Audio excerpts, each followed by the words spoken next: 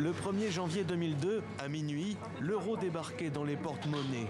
15 milliards de billets et plus de 50 milliards de pièces étaient introduits sur le marché. La monnaie commune a connu une adolescence perturbée par les crises et les critiques. La première d'entre elles, tenace, concerne l'augmentation des prix. Alors l'euro est-il responsable de l'inflation ?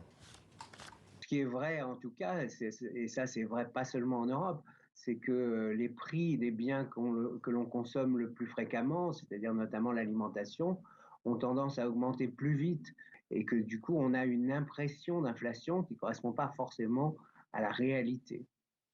Annuellement, l'inflation a été de l'ordre de 1,2%. Donc, pour le coup, on peut dire que c'est une réalité, l'inflation a été maîtrisée. Lancé sur la promesse de la stabilité, l'euro devait permettre le contrôle des prix, la hausse du pouvoir d'achat, l'harmonisation économique et sociale entre pays de la zone.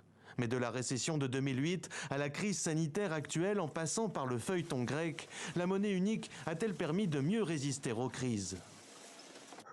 Globalement, je crois qu'on peut dire quand même oui. Si on regarde la crise de 2008, l'Europe a relativement mieux résisté sans doute que si l'euro n'avait pas existé. Et si vous regardez ce qui s'est passé depuis le début de la pandémie quand même, la Banque centrale européenne qui gère l'euro a beaucoup contribué à, disons, amortir les effets économiques de cette crise.